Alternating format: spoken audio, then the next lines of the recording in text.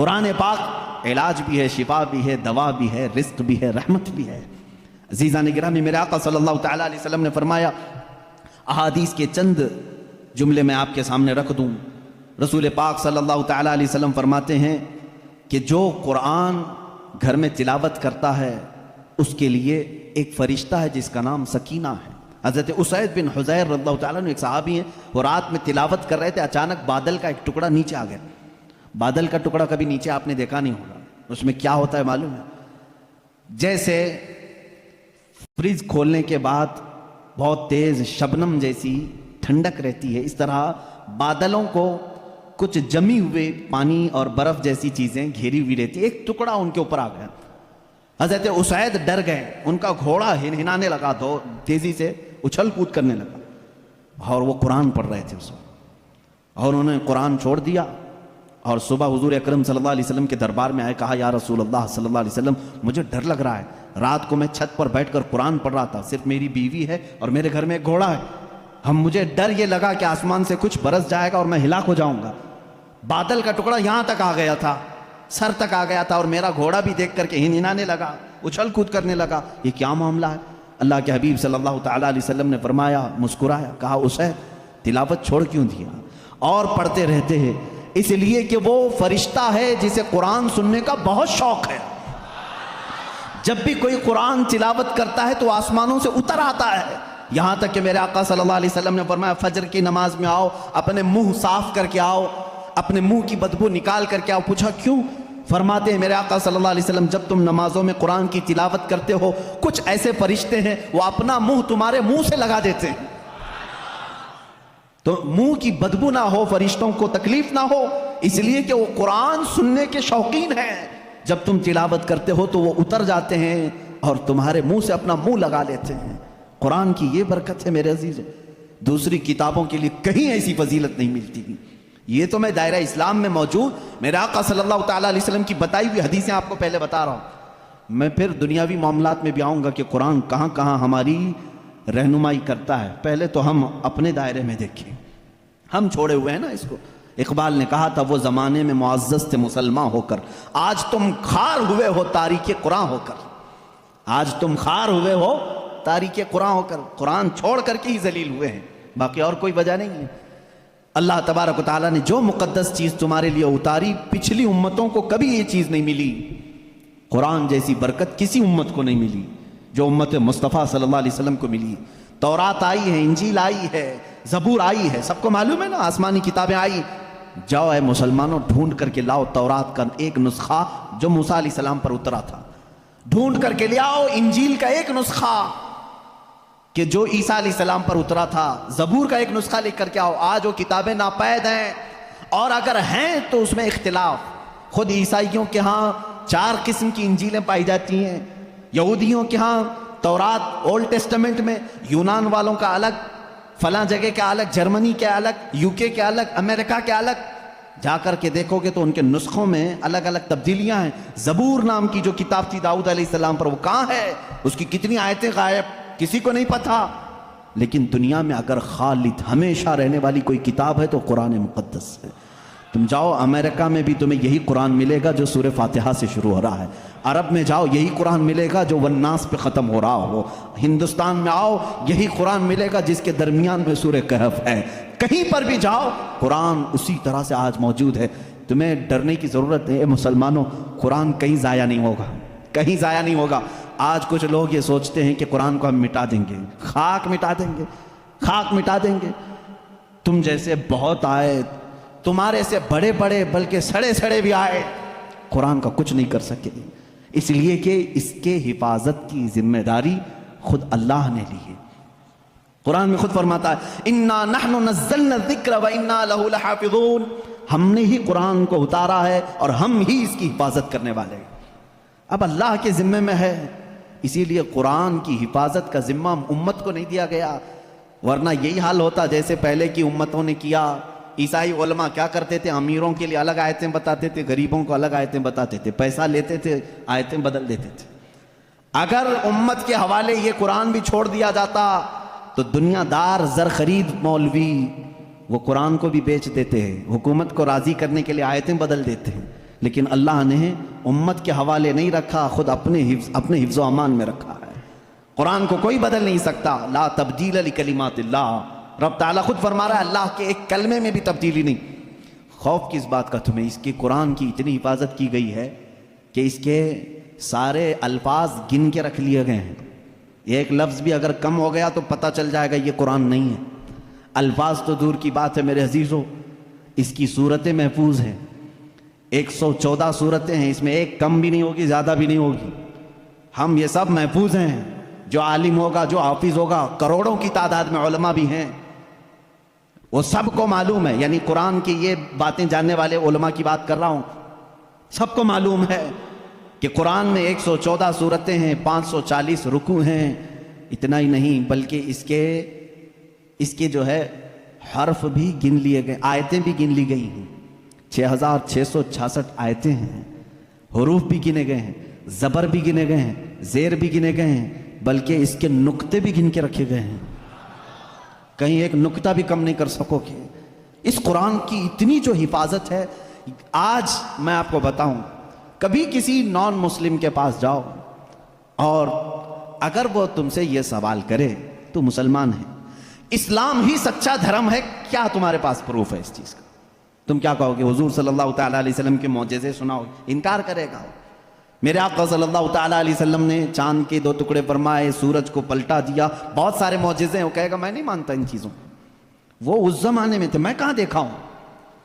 اگر تم اس کے سامنے اسلام کی عظیم فتوحات کو دکھاؤ گے، وہ کہے گا میں نہیں مانتا، یہ سب کہانیاں ہوں گی، ہمارے بھی بھگوانوں کے ذکر اس طرح سے کیے گئے ہیں، اسی طرح کی باتیں ہمارے پاس بھی موجود ہیں، ہر کوئی کہے گا۔ تمہارے پاس اگر اپنے حق ہونے کی کوئی علامت آج بھی موجود ہے تو صرف قرآن پاک ہے۔ اسے کہو میرے سچے مذہب پر اور اچھے مذہب پر قائم ہونے کی سب سے بڑی دلیل، سب سے بڑا پروف قرآن ہے، لا کر کے دکھاؤ اس طرح کی کوئی دوسری کتاب کسی کے پاس ہو۔ کم سے کم 1400 سال سے جو محفوظ چلی آ رہی ہے دنیا میں، کسی لیبارٹری میں بھی، کسی لائبریری میں بھی اتنی پرانی کوئی کتاب آج محفوظ موجود ہے ہی نہیں۔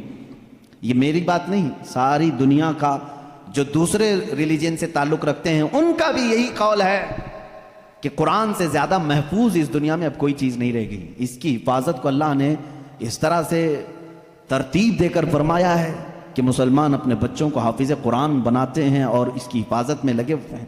اللہ تعالیٰ نے سینوں کو چنا ہوا ہے اس قرآن کی حفاظت کے لیے۔ خیر میرے عزیزو، احادیث کریمہ میں یہ ہے، حضور اکرم صلی اللہ تعالیٰ علیہ وسلم فرماتے ہیں قیامت کے دن ایک بندہ آئے گا جو قرآن تلاوت کرتا تھا، اس کے حساب کی باری آئے گی تو رب تعالیٰ اس سے فرمائے گا اقرأ القرآن وارتقی ورتل، اے بندے قرآن یہاں پر بھی پڑھ جیسے دنیا میں پڑھتا تھا، جیسے تو قرآن پڑھتا تھا یہاں پر بھی پڑھ، اور جب تک وہ پڑھتا رہے گا رب تبارک تعالیٰ فرماتا ورتقی ورتل، ایک آیت پڑھ ایک درجہ اوپر، دوسری آیت پڑھ دوسرا درجہ اوپر، تیسری آیت پڑھ تیسرا درجہ اوپر، جنت میں وہ درجے طے کرتا جاتا رہے گا، جہاں جا کر کے وہ قرآن کی تلاوت ختم کرے گا کہا جائے گا یہی تیرا درجہ ہے۔ میرے آقا صلی اللہ تعالیٰ علیہ وسلم سے پوچھا گیا کہ کیا یہ قرآن جب تک وہ تلاوت کرتا رہے گا اس کے درجے بلند ہوتے رہیں گے؟ حضور اکرم صلی اللہ علیہ وسلم کی حدیث میں ہاں میں نے جنت میں دیکھا ہے قرآن کی تلاوت کرنے والوں سے اوپر کسی کا درجہ آیا ہی نہیں، کیونکہ یہ تلاوت کرتے کرتے، کیونکہ جو کچھ بھی جنت حاصل کرنے کا آپشن ہے نا وہ دنیا میں ہی تو ہے۔ تم اتنی نمازیں پڑھو تو یہ جنت ہے، اتنے روزے رکھو تو یہ جنت کا دروازہ تمہارے لیے، حج کرو تو یہ جنت کا دروازہ تمہارے لیے، سارے آپشن جنت حاصل کرنے کے دنیا میں ہیں۔ یہ دارالعمل ہے، مرنے کے بعد عمل ختم ہو جائے گا، لیکن قیامت میں صرف ایک عمل ہے جس کو پھر رب تعالیٰ ریپیٹ کروائے گا۔ وہاں نہیں کہا جائے گا نماز پھر سے پڑھ کے دکھا، حج کر کے دکھا، روزہ رکھ کے دکھا، ختم ہو گئے اعمال، لیکن قرآن پڑھنے والے کو کہا جائے گا اب بھی چاہتا ہے تو پڑھ اور اوپر چل جا اور بڑھتا جا، تو جس کو قرآن آتا ہوگا وہ پڑھتا جائے گا اور درجے طے کرتا جائے گا۔ یہ فضیلت میرے آقا صلی اللہ تعالیٰ علیہ وسلم نے سنائی، اور یہ جو حدیثیں میں ذکر کر رہا ہوں متفق علیہ اور صحیح احادیث آپ کے سامنے ذکر کر رہا ہوں۔ یہاں تک کہ حضور اکرم صلی اللہ تعالیٰ علیہ وسلم کی ایک حدیث ہے، قیامت کے دن وہ بچے جنہوں نے قرآن کو اپنے سینے میں رکھا تھا وہ بلائے جائیں گے، اللہ کا کلام یاد کیا، تو جب وہ آئیں گے تو رب تبارک و تعالیٰ ان بچوں کو بعد میں فرمائے گا ان کے والدین کے سر پر پہلے تاج رکھا جائے. البس والداہ تاجن یوم القیامتی. رسول کریم صلی اللہ علیہ وسلم فرماتے ہیں قیامت کے دن ایسا تاج پہنایا جائے گا جس سے سورج کی روشنی بھی پھیکی پڑے. اہل محشر پوچھیں گے یہ کیا نبی ہیں، یہ صدیق ہیں، یہ کون ہیں؟ تو فرشتے کہیں گے نہ یہ نبی ہیں، نہ صدیق ہیں، نہ شہداء ہیں، بلکہ صرف ایک حافظ قرآن کے ماں باپ ہیں. صرف ایک حافظ قرآن کے ماں باپ ہیں. جب ماں باپ کو تاج پہنایا جا رہا ہے تو جس کے سینے میں قرآن تھا اس کو کیا کیا جائے گا؟ رب تعالیٰ اس کے لیے فرماتا ہے، میرے آقا صلی اللہ علیہ وسلم نے فرمایا اس حافظ قرآن کو بلایا جائے گا اور اس سے کہا جائے گا ایسے 10 لوگ تیرے خاندان کے جن پر دوزخ میں جانا واجب ہو گیا، ان کا ہاتھ پکڑ، صرف اس کی برکت سے میں ان کی جہنم کی سزا کو معاف کر کے تیرے ساتھ جنت عطا کروں گا. اس کی سفارش قبول کی جائے گی. لیکن یاد رکھیں میرے عزیزو، حافظ قرآن قرآن کی آیات پر عمل کرتا ہو، اس کا ادب بھی کریں، احترام بھی کریں. آج زمانے میں حفاظ قرآن کے ساتھ بہت ہی برے سلوک دیکھنے کو ملتے ہیں. یاد رکھنا قیامت کے دن وہ اس عذاب میں مبتلا ہوں گے جو قرآن کی بے حرمتی کرنے والے کا عذاب ہوگا، کیونکہ وہ حافظ قرآن کی بے ادبی کرتے ہیں. ہمارے بزرگان دین جو سلف صالحین ہیں، میں نے پڑھا بھی ہے، بزرگان دین کا طریقہ تو یہ ہوتا تھا کہ اگر کوئی حافظ قرآن زمین پر بیٹھا ہے تو وہ کبھی اوپر نہیں بیٹھتے تھے. ہاں اگر وہ خود حافظ قرآن ہیں تو پھر دونوں کے معاملات ایک طرح کے ہیں. لیکن کوئی حافظ قرآن نہیں ہے اور کوئی حافظ نیچے بیٹھا ہے تو علماء بزرگان دین اس کو بے ادبی محسوس کرتے تھے. اللہ کا کلام سینے میں لے کر وہ نیچے ہے اور بغیر حفظ قرآن کیا ہوا اوپر بیٹھا ہے. اس کو بزرگان دین نے بے ادبی محسوس فرمائی. بہرحال قرآن ایک ایسا جامع نظام اللہ تعالیٰ نے تمہیں عطا کیا اور اس کی فضیلتیں میں نے بتائی. اور سب سے بڑی بات کیا ہے معلوم ہے؟ قرآن اللہ نے اتارا، آیتیں ساری چیزیں میرے آقا صلی اللہ علیہ وسلم پر اترتی رہیں. اس کی پہلی آیت جو اتری اقرا بسم ربک الذی خلق، غار ہرا میں واقعہ آپ کو معلوم ہوگا.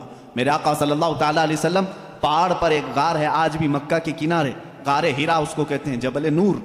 وہاں پر عبادت کے لیے جایا کرتے تھے. جبرائیل امین ایک رات آئے اور روایات یہ بتاتی ہیں کہ وہ 17 رمضان المبارک کی رات تھی. آ کر کے انہوں نے حضور اکرم صلی اللہ علیہ وسلم سے صرف اتنا کہا اقرا، پڑھو. آپ صلی اللہ علیہ وسلم نے فرمایا ما انا بقاری، میں نہیں پڑھنے والا. بعض بے وقوف اس کا ترجمہ یوں کرتے ہیں مجھے پڑھنا نہیں آتا. حضور اکرم صلی اللہ تعالیٰ علیہ وسلم کو پڑھنا نہیں آتا. آپ نے جبرائیل امین نے سینے سے سینہ لگایا اور پھر کہا اقرا، کہا پڑھو. میرے آقا صلی اللہ علیہ وسلم نے وہی جواب دیا. 4 بار اس طرح سے ہوا. چوتھی مرتبہ جو ہے جبرائیل امین نے صرف اقرا نہیں کہا. اقرا کا مطلب کیا ہوتا ہے؟ پڑھ، یا آرڈر ہے، آرڈر پڑھ. لیکن جبرائیل امین نے جب یہ کہا اقرا بسم ربک الذی خلق، پڑھ اس رب کے نام سے جس نے پیدا کیا، میرے آقا صلی اللہ علیہ وسلم نے پڑھنا شروع کیا. میرے آقا نے مزاج یہ بتایا اپنی امت کو کہ پڑھو وہی جو رب تک تمہیں پہنچا ہے، تعلیم حاصل کرو وہی جو رب کے نام سے شروع ہو یا رب تک تمہیں پہنچائے. یہ آیتیں یہاں سے شروع ہوئیں اور آیتیں جو ختم ہوئی ہیں اس میں اختلاف ہے. بعض علماء نے لکھا ہے کہ الیوم اکملت لکم دینکم، یہ آخری آیت تھی جو حجۃ الوداع میں میرے آقا صلی اللہ علیہ وسلم جب آخری حج میں تھے نازل ہوئی. بعض علماء اور مفسرین نے فرمایا اذا جاء نصر اللہ والفتح، یہ سورہ پڑھتے ہوں گے نا آپ نماز میں، یہ قرآن کی سب سے آخری سورہ نازل ہونے کے اعتبار سے. ایک بات ذہن میں رکھ لیں، نازل ہونے کی ترتیب الگ ہے اور پڑھنے کی آج ترتیب الگ ہے. قرآن آج جو پڑھا جاتا ہے اس کی ترتیب کیسے ہے؟ سورہ فاتحہ پہلے ہے الحمدللہ، اس کے بعد سورہ بقرہ ہے، اس کے بعد سورہ آل عمران ہے، اس کے بعد سورہ نساء ہے، اس کے بعد سورہ مائدہ ہے، اس کے بعد سورہ انعام ہے، پھر سورہ اعراف ہے. اس طرح سے یہ سورتیں چلی اور ختم کہاں پہ ہوئی؟ سورہ والناس، قل اعوذ برب الناس ملک الناس پڑھتے ہیں نا، یہ آخری سورہ. یہ پڑھنے کی ترتیب ہے لیکن نازل ہونے کی جو ترتیب ہے وہ الگ ہے. پہلے آیتیں نازل ہوئی تھی 5. یہ باتیں میں کیوں بتا رہا ہوں، یہ لاسٹ میں آپ کو خود سمجھ میں آ جائے گا. ذہن میں اتنا رکھ لینا، سب سے پہلے کون سی آیتیں نازل ہوئی؟ اقرا بسم ربک الذی خلق. آج بھی جب بچوں کی بسم اللہ خوانی ہم کراتے ہیں تو یہی آیتیں پڑھاتے ہیں. بچے کو سب سے پہلے یہی پڑھاتے ہیں، 5 آیتیں میں پڑھ بھی دیتا ہوں. اقرا بسم ربک الذی خلق، خلق الانسان من علق، اقرأ وربک الاکرم الذی علم بالقلم علم الانسان ما لم یعلم. یہ 5 آیتیں ہیں جو سب سے پہلے میرے آقا صلی اللہ علیہ وسلم پر نازل ہوئی. جبرائیل امین لے کر آتے تھے، حضور اکرم صلی اللہ علیہ وسلم کو سناتے تھے. یہ قرآن کی ابتدا ہے اور 23 سال تک نازل ہوتا رہا. 23 ایئرس، 23 سال تک نازل ہوتا رہا. آخر میں کون سی آیتیں نازل ہوئی؟ ایک تفسیر کی روایت کے مطابق اذا جاء نصر اللہ والفتح ورأیت الناس يدخلون فی دین اللہ افواجا فسبح بحمد ربک واستغفرہ انہ کان توابا. یہ 2 چیزیں ذہن میں رکھو. اقرا سب سے پہلے، سورہ اذا جاء نصر اللہ سب سے آخر. یہ قرآن کے نزول کا زمانہ میں آپ کو بتاؤں 23 سال تک نازل ہوئی. آپ کو میں بتاؤں قرآن اتنے فصیح زبان میں ہے. فصیح کا مطلب لٹریچر جس کو کہتے ہیں. جیسے ایک اردو ہے جو ہم اور آپ بول، یہاں ہبلی کی زبان ہوتی ہے، اس کو فصیح اردو نہیں کہتے. لکھنؤ والے فصیح اردو بولتے ہیں. آپ کیسے اب ہم ظاہر سی بات ہے، میں تقریر جو کر رہا ہوں ہو سکتا ہے یہ اردو الگ ہے، ہبلی والی اردو الگ ہے. اردو اگر میں وہ بولوں تو پھر یہاں بھونڈا لگے گا. آبے جابے توبے، یہ اگر جو عام طور پر استعمال کرتے ہیں یہ بھونڈا لگتا ہے. کیونکہ فصیح زبان میں جب کوئی بیان کرے تو وہ دل میں اترتی بھی ہے بات. زبان کی مٹھاس اس کی فصاحت میں ہے. تو عربی زبان میں جو سب سے زیادہ فصیح جملے تھے وہ قرآن میں آئے. ایک بھی ہلکا جملہ نہیں آیا، ایک بھی کمتر جملہ نہیں آیا. اب جیسے ایک مثال میں آپ کو بتا دوں، گھٹنا لفظ ہے نا، گھٹنا، گھٹنے ٹیک دینا، لیکن آپ گڑگے بولتے ہیں، ہے کہ نہیں؟ گڑگے ٹیکو. گڑگا کیا چیز ہے؟ یہ گڑگا یہ تمہاری عامی زبان ہے. اگر یہ میں کتاب میں لکھ دوں کہ میں سجدے میں جاتے وقت گڑگا ٹیک دیا، آپ کو برا لگے گا. کیا مولانا اچھی زبان میں بیچ میں ہڈی لے کے آ گیا. گھٹنا لفظ ہے، گھٹنا یہ فصیح لفظ ہے، اور ایک عام لفظ ہوتا ہے جس کو آپ یوز کر رہے ہیں. سمجھ رہے ہیں؟ اب جیسے جانور کہتے ہیں، جانور ہے نا، اب عام زبان میں کہتے ہیں جناور. یہ فصیح لفظ نہیں ہے، یہ فصیح لفظ نہیں ہے. آپ یوز کر رہے ہیں، لیکن آپ جب آپس میں بات کرتے رہتے ہیں تو اس کو برا بھی نہیں سمجھتے. کتنے جناور ایسے ہیں، یہ کیا ہے؟ یہ فصیح اردو نہیں ہے. اچھا لڑکا کہتے ہیں، لڑکی کہتے ہیں، یہ فصیح اردو ہے. لڑکا آیا، لڑکی آئی. لیکن آپ کہیں چھورا آیا، چھوری آئی، یہ کیا ہے؟ چھوکرا آیا، چھوکری آئی. اس طرح کی یہ فصاحت میں استعمال نہیں، فصاحت میں استعمال نہیں.